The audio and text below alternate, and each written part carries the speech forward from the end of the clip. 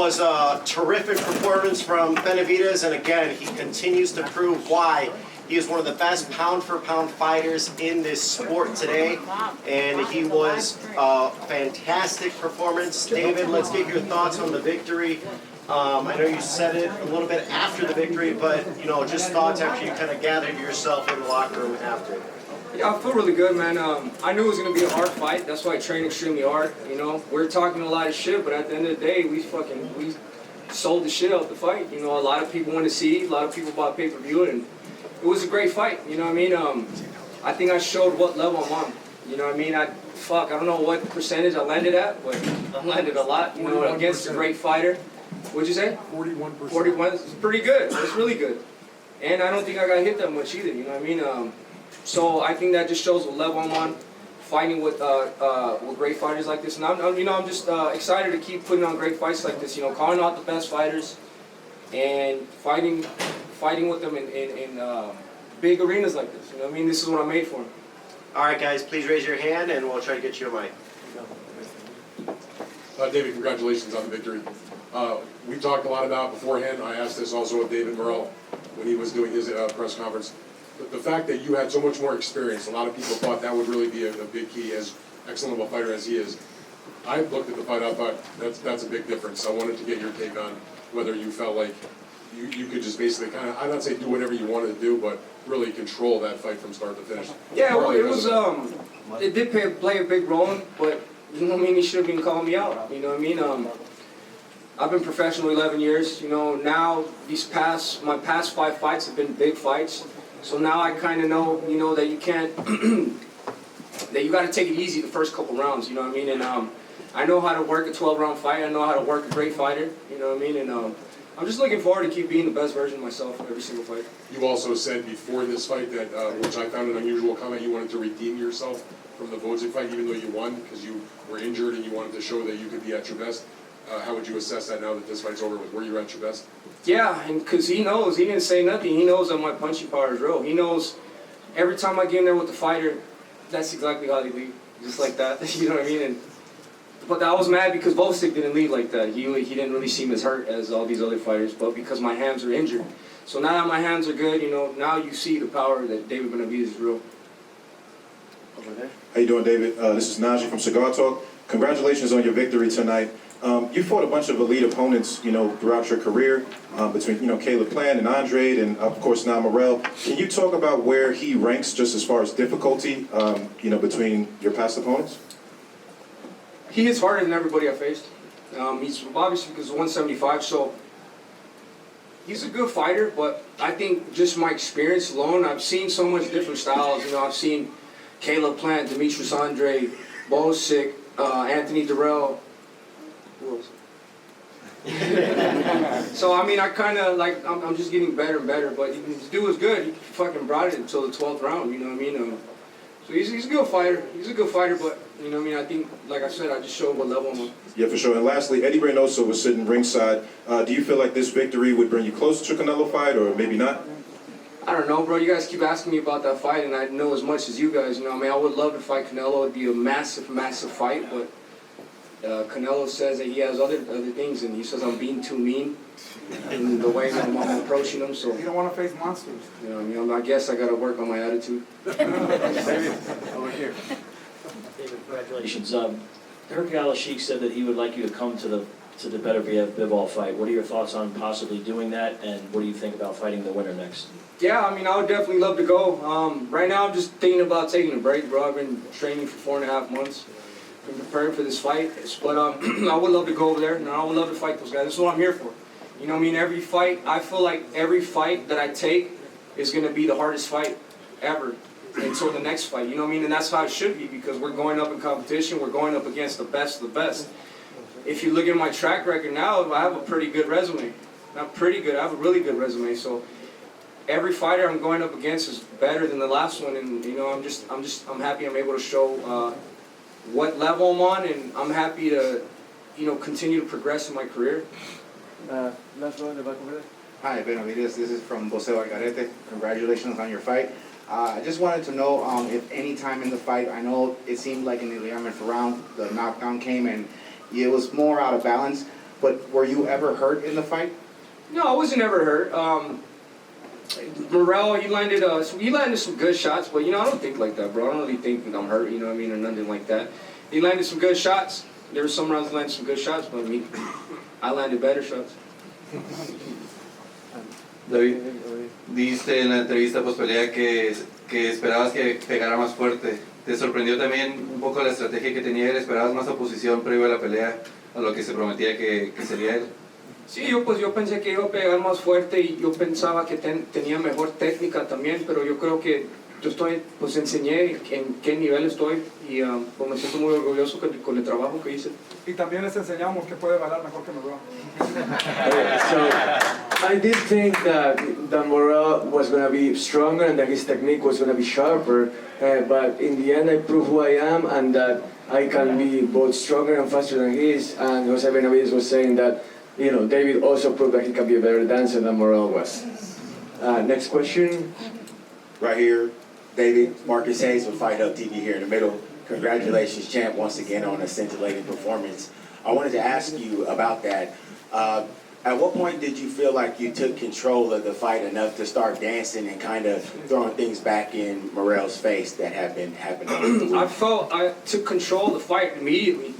Immediately, I was landing some good shots from the beginning. I was talking shit, so I don't think you guys heard me, but I told him like in the third round, like, you're like a bitch. And it was pretty funny. I thought the crowd was gonna hear me, but nobody heard me. But yeah, I don't know, man. My game plan, I think I'm just a different fighter. I feel like I can attack every corner of the body, the head, the body. I know you guys seen that uppercut. Did you see how I set it up? I punched his left hand out the way and then fucking put that uppercut in there. That shit was pretty sweet. I also want to add, I see those the locking shots from the top. I really love those shots. I'm sorry, what did you say in the corner? You looked at the camera on TV and you said something, but we couldn't hear the audio, obviously. I said, this is Monster's World. I said, we're in Monster's World right now. Yeah, but it was like I said, bro, I'm just having fun in these fights. Like, this is really my passion, you know what I mean? And I think you guys, I've evolved not only as a fighter, but like, I've been able to speak better throughout the years. And, I'm just having fun with this. And I'm just really becoming my own character, and I feel like, I'm going to be the face of boxing soon, and I feel like I could really, take over the sport, and especially with performances like this. To give the people what they wanted to see. I didn't run from nobody. We're freaking going toe-to-toe, the whole fight, and yeah, man, that's what people want to see. David, front row over there. Congratulations, David. This is Cynthia Conte from Best Women's Boxing Show, period. At what point in the fight did you figure out his game plan? Because he didn't think you were going to stand toe-to-toe. I didn't think he was going to stand toe-to-toe with you, but he did. So at what point did you figure that out? Well, I feel like people, when they fight me, they don't think I'm as good as I am. They don't think I have defense. I don't think I can box. I don't think I have a jab. So they kind of mess themselves up like that. But as soon as I started touching that body, I touched the left hook to the body, and I heard him go, "Ooh." So as soon as that opened up, I knew everything else was going to open up. And just the thing was me just keeping my concentration for the whole fight, because he was throwing some good shots. You know what I mean? So I was able to showcase my defense as well. So how much I won every round, right? Or how much rounds did I win? Yeah, so it was landslide. You know what I mean? So you can have a landslide against good fighters like that. It's pretty good on my end. You know what I mean? So I'm really happy with the performance. David, over there. Hey David. You exchanged words with Louis de Cubas earlier in the week and obviously on stage just now. Can you explain what the threats were that you made? I don't want to speak about none of that. Louis de Cubas is mad because I told him exactly what was going to happen. You know what I mean? I don't need to speak about his business. He knows what he does. Everybody else who's worked with him knows what he does. So there's nothing left to say. David, front row over there. David, Ellie Segback reporting. First of all, congratulations on a tremendous win. Are you on the pound-for-pound list? And what was the first thing you told Morrell, and Morrell told you second after the fight? I think this puts me in the pound-for-pound list, probably number 9, 10. I'm 6. I feel like when you're in the pound-for-pound list that you're multiple champion. I guess I am multiple champion. But, Yeah, I mean, I'm happy I finally cracked that list. That's been something I've been trying to, get on for a long, long time. And that just shows the progression of of my evolution of me being a fighter, you know what I mean? So I'm excited to hopefully one day be number one. I told David Morrell that he earned my respect after the fight. You know, at the end of the day, we talk a lot of shit and do this and that, and it's not fake. You know, I did want to knock him out. I did want to break his face, but after you go 12 rounds hitting somebody for so long, the anger kind of goes away when the fight is done. So. All right, guys, last two questions. Two more questions, guys. David, Sean Patel, right here in the front. Congrats on a good fight, man.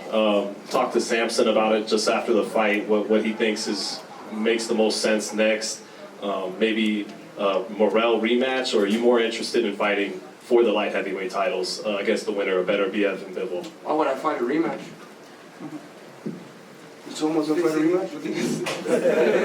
Did he win a round? I didn't even see the score. I mean, Two of the judges. Okay, it was 115 and 111 for two. so he won 2 rounds. Yeah.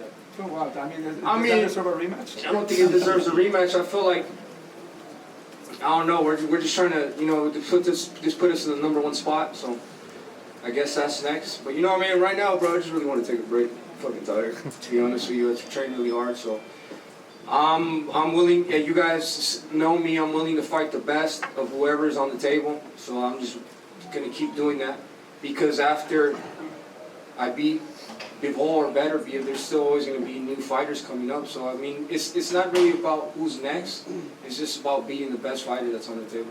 All right, last question, guys. David, I wanted to ask you, David, congratulations on the win. You, if you're going to do that natural progression and take on the Beterbiev Bivol, that step up that you're talking about, would you spoke about this the other day, would you rather that fight be here in America than Saudi Arabia? I definitely would. I feel like it'd sell more here, to be honest with you. That's the one thing, they talk about like Turki Al-Rashid, and they say, would you ever fight with them over there in Riyadh? But at the end of the day, my fan base is here in Las Vegas. I'm a Las Vegas fighter, you know what I mean? I would love to go over there and fight, but this is my market right here, and I feel like we're doing really well. We just sold out T-Mobile Arena, you know what I mean? It's it's a dream come true to me, you know what I mean? And I just I want to take advantage of this market because I've worked 11 years to. This is my first time having a freaking crowd like that, so I want to stay here. And I think that fight would be even bigger here, to be honest with you. All right, thank you, David, and once again, congratulations on a terrific victory. Any last comments to fans watching at home, media? The reflection is you will ride off into the sunset for a few months. No, pues le quiero dar las gracias a toda mi gente, pues como le dije, toda mi raza de México, todos mis fans de Phoenix, Arizona, Los Ángeles, California, Seattle, Washington, Miami, y estas son las peleas que le voy a seguir dando, y muchas gracias por todo el apoyo. And I just want to tell my fans, that are at home, thank you so much for all the love and support, and I appreciate everybody, and I'm going to keep giving them the best fights. The best fights you guys want to see, I'm going to keep giving them to you. Thank you guys so much. This is one of the baddest men on the planet, David Benavidez, and we can't wait to see him later on this year, but first he's going to enjoy with his family and his friends this victory. Don't forget...